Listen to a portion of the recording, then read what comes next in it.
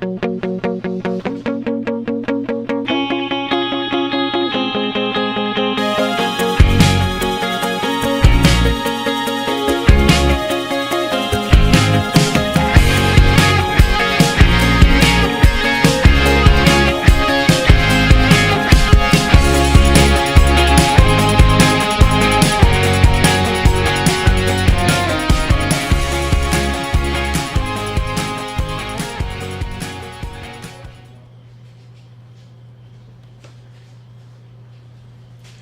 evening. Welcome to Babes with Books, our June edition. Sorry we're a week late.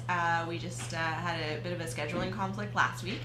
And we are coming to you today to talk to you about the little book of Hygge. Hygge? You see the picture? Yeah. I don't have a copy of it, so there's a picture. It's The Danish Way to Live Well. So, and it is by Meek Viking.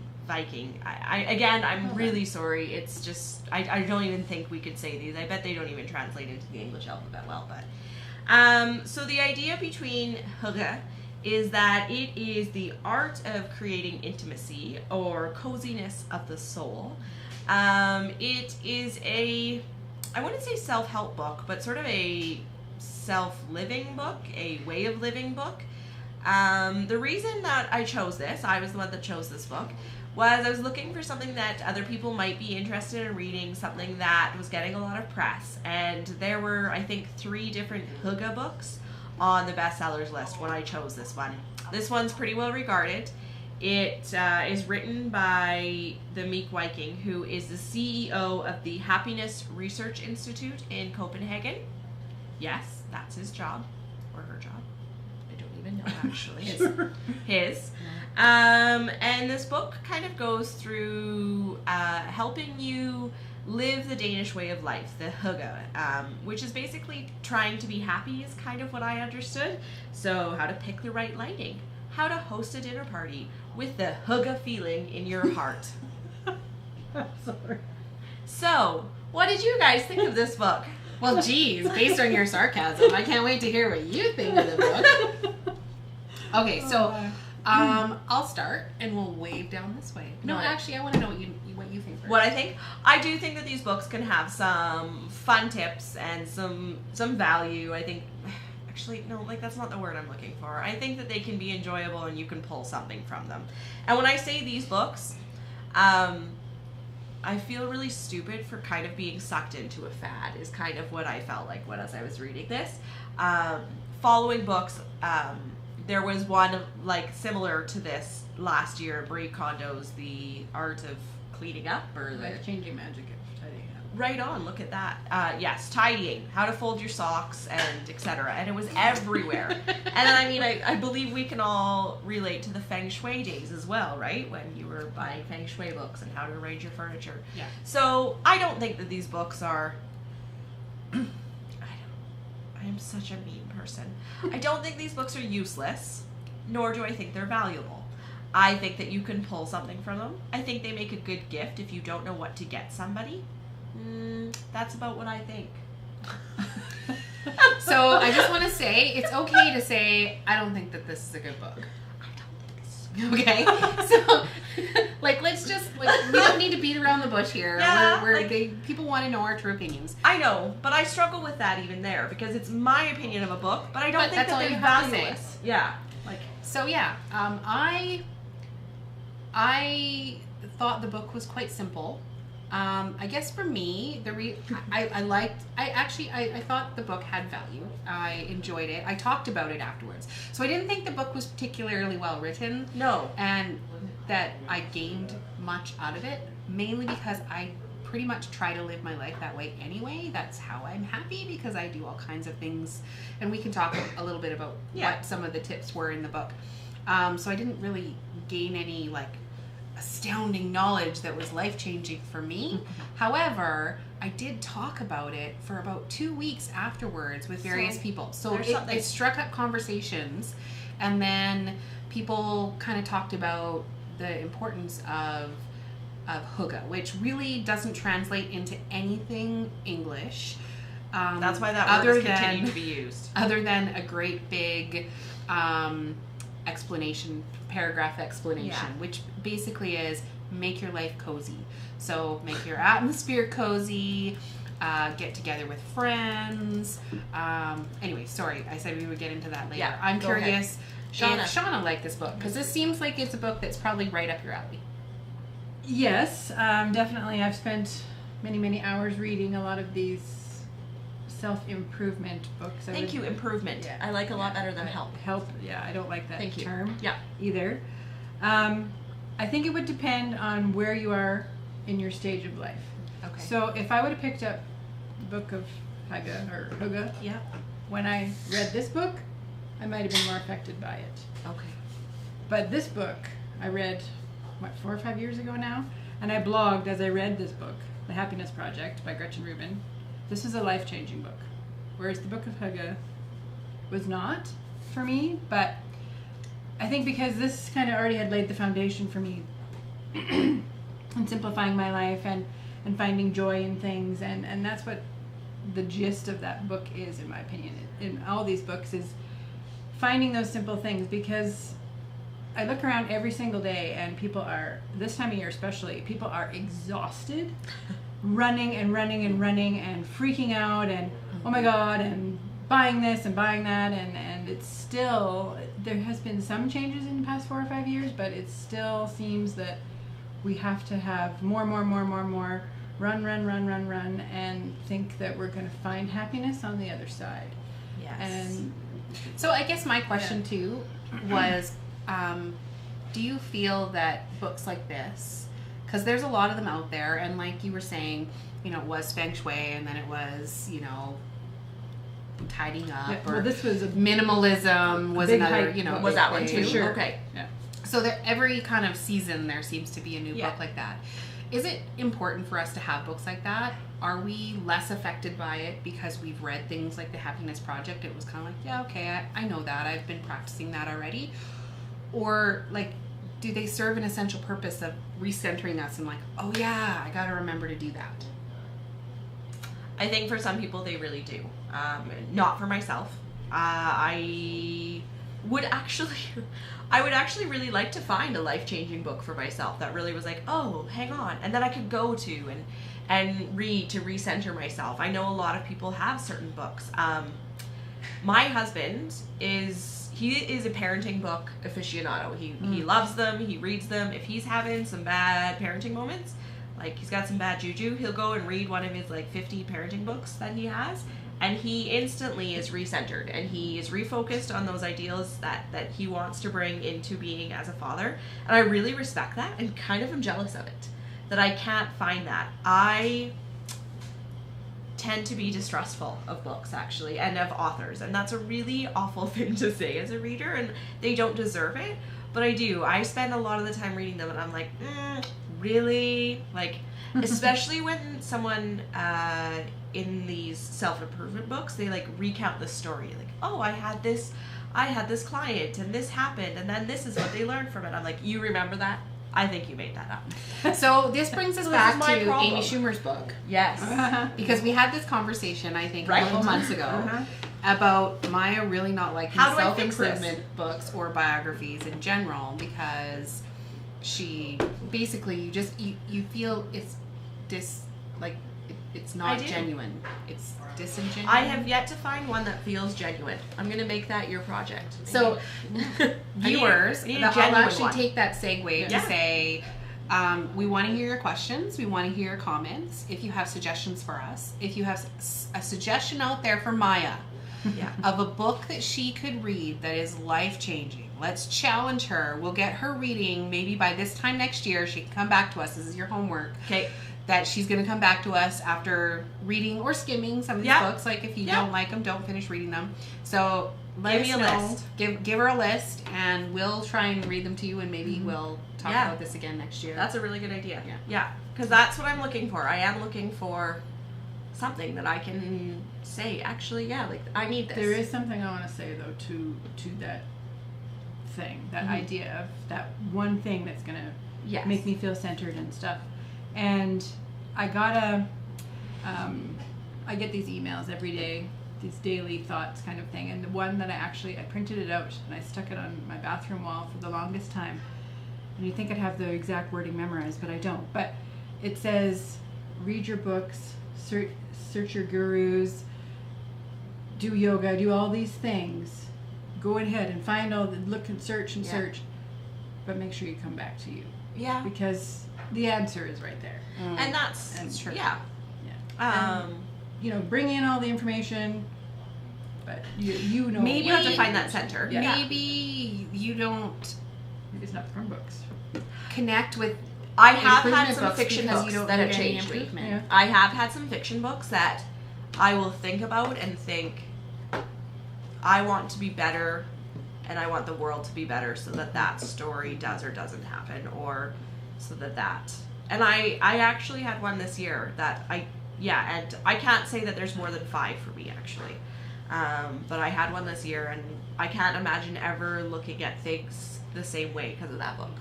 Yeah, so perhaps it's just not my genre. It is something that I just have to kind of, which is why I like to try and say my opinions with that bit of a caveat that I didn't necessarily, this isn't a book for me, but I actually probably would buy this book for somebody else. There are, I can think of someone in my head right now. And that's the way I felt. I was like, I could definitely, sure.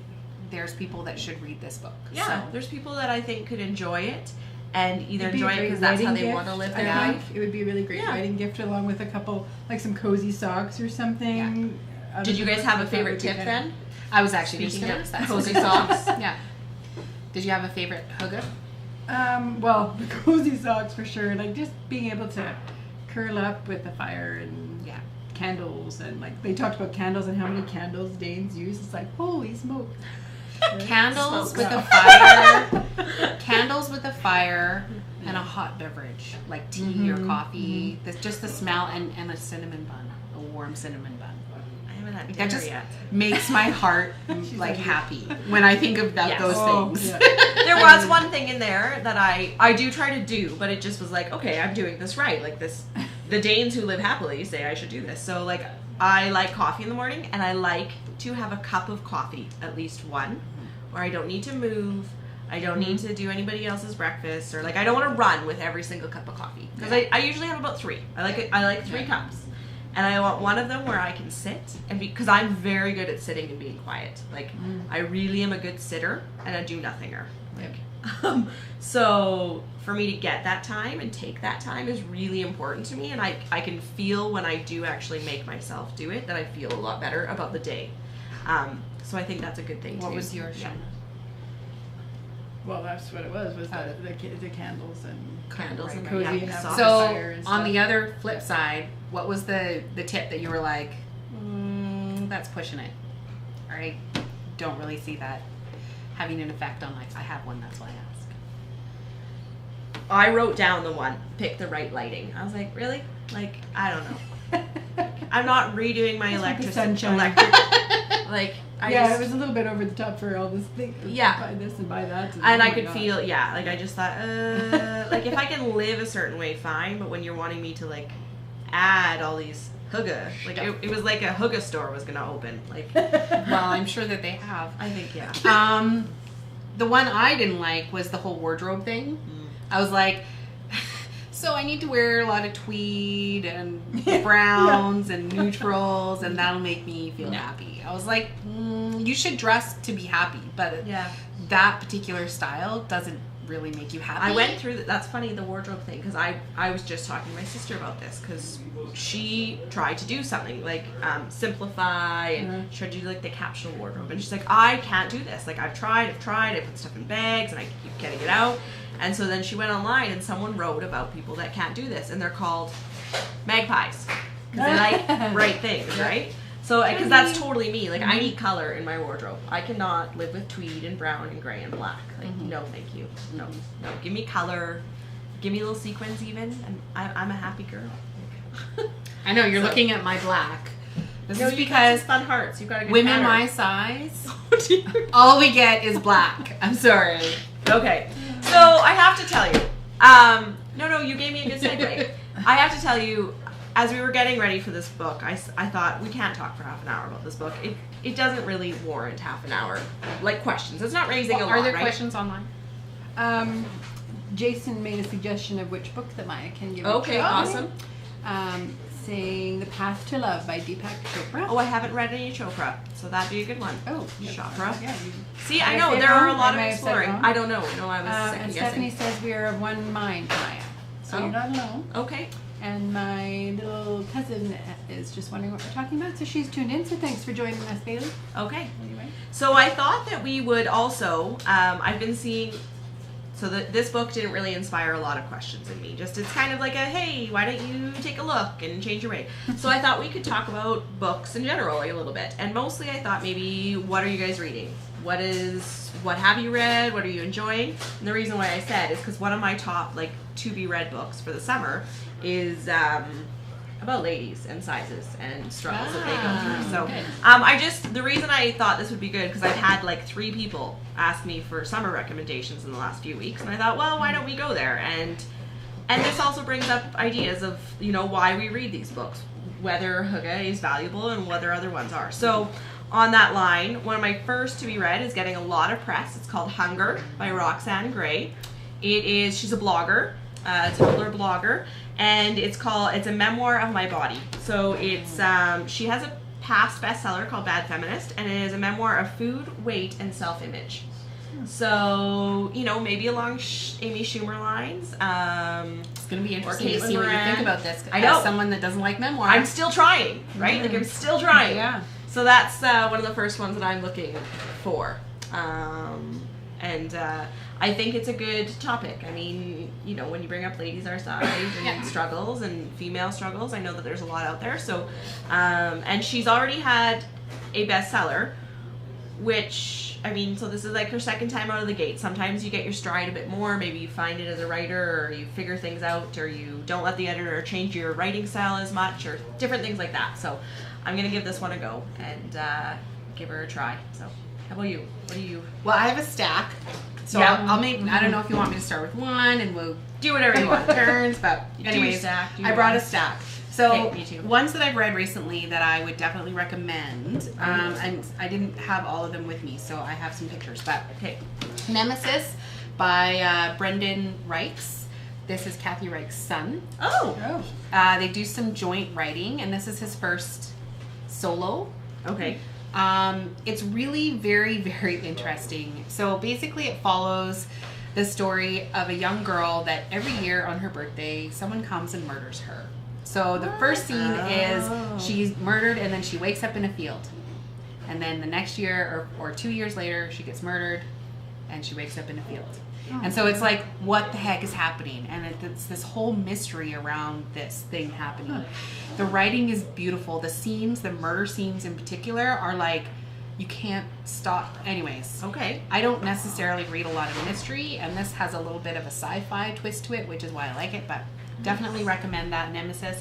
The other one is Dark Matter by Blake Crouch. It's quite popular right now. It comes across as a forlorn time travel love story, but it's not that at all. So, I can't tell you anymore without giving it away. So I'm not going to, other than I want to read you both should of these. definitely read this. It's a great, I'm going to say it's science fiction, mystery, romance. Right? Right? Right? Right. Okay. And then The Impossible Fortress is fairly new. It is just coming out like... Not even yet. Leslie's one of those cool people This is that a gets pre- advanced This is an reader's advanced copies. reader copy. So She's no, I cool think like it came- that. Oh yeah, no, it comes out on the 2nd. That's like a song. Comes out isn't it? next month. She's cool like that. So this one, if you like the 80s or you grew up in the 80s, this one follows a young boy who writes a video game, and so it's kind of a little bit of a love story.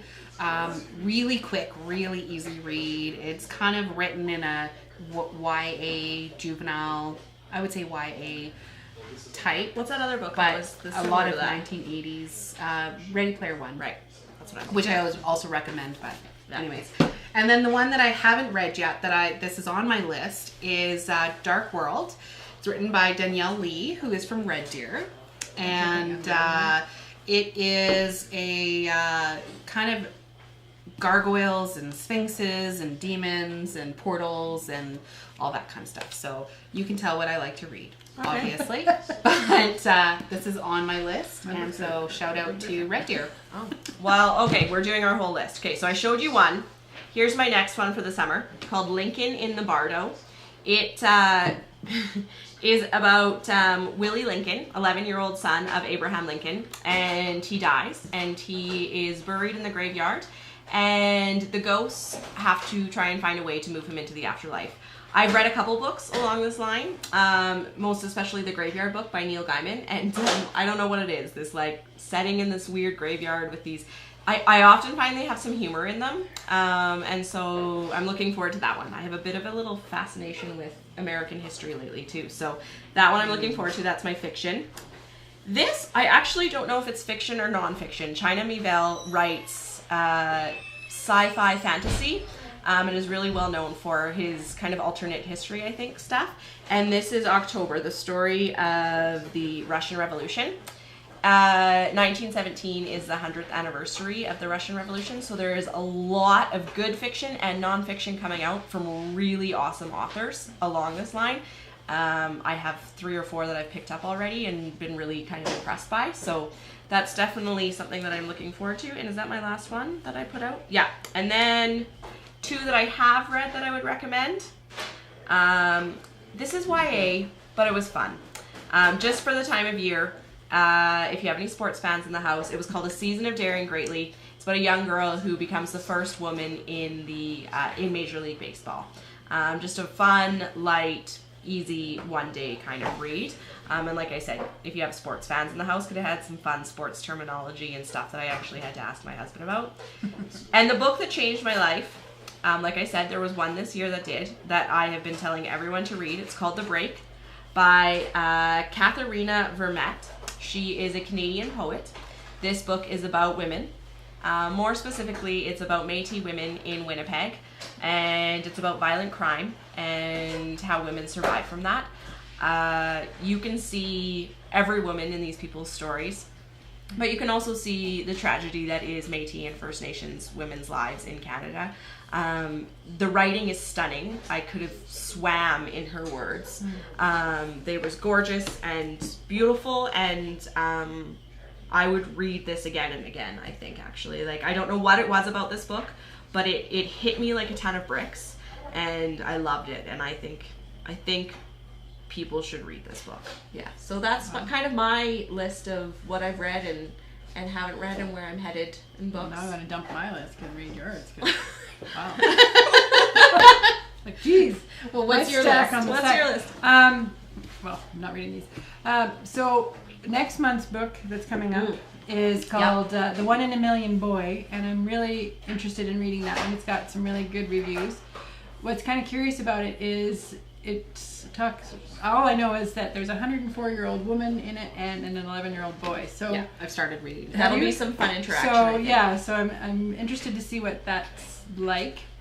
I love characters. I'm a character person, so you will like this book. I'm looking forward to it. I think I've read others that sound similar to it, and I really looking forward to this one, actually. So that one, right now I'm actually reading one copy of The Dressmaker, which is by Patricia O'Brien, which is like in summertime I read really light reading, so it's not the right author of the movie Dressmaker, but it's a really interesting story because this dressmaker was one of the passengers on the Titanic. Oh, so it's kind of a historical fiction summer easy read. I'm enjoying it so far. There's some innuendo there. There's some secret mysteries or something going on there, but wait to see what's happening there. And then I'm also going to actually read The Dressmaker, which was I only watched the movie. Was awesome. It was awesome. Awesome movie. It's an Australian film with Kate Winslet. Yeah. It's so random. Yeah. Like, it's really totally. Yeah. So if the book has any of that strength, and that's the one by Rosalie Ham. I think that's a good one to read. Yeah, there's a few, so make sure you pick up the right so I'm going to compare those two together and maybe talk about. Do you guys change your reading in the summer? No. No. You do? No. I read a lot of, I do read some romance, more so than I usually do. So that's a little bit there. And then I'm going to read a book that I got from Leslie called Swimming Lessons. It's on my stack as well, by Claire Fuller. I'm not sure too much about what it's about yet, but it was given to me by one of the best book recommenders there is, so I'm excited about that one. And yeah, so those are the 4 that are sitting on my table, plus I have a couple of nonfiction that I'm reading, because I do like to read these kinds of things. So I'm going to read the one, I think it's Bossy Pants or something. Oh yeah, that's Tina Fey. Tina Fey, yeah. And I will read also the other Jennifer Lawson book, Furiously Happy. Yeah. So, yeah.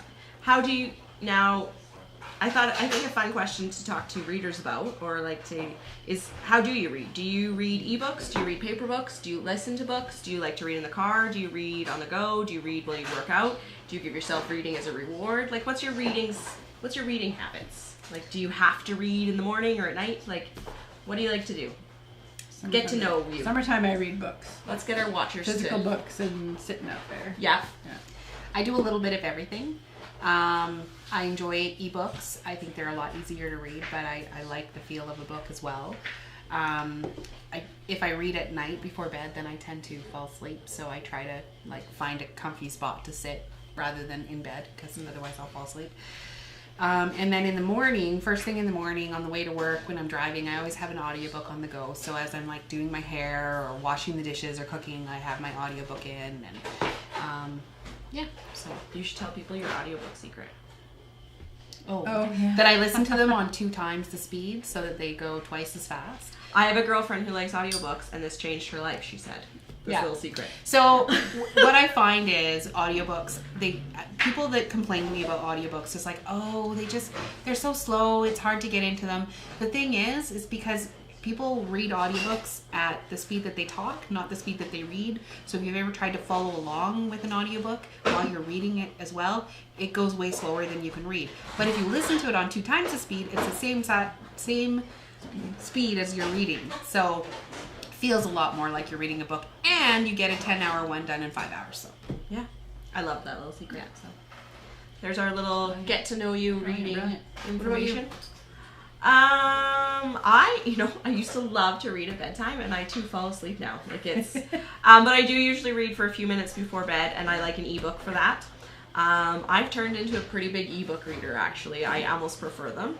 I will read a paper book if I'm really looking forward to a title and I can't get my hands on it. I'm a big library user though, so and I use our library has an ebook subscription service kind of thing and so I usually try to find one on there that I can at least have on the go.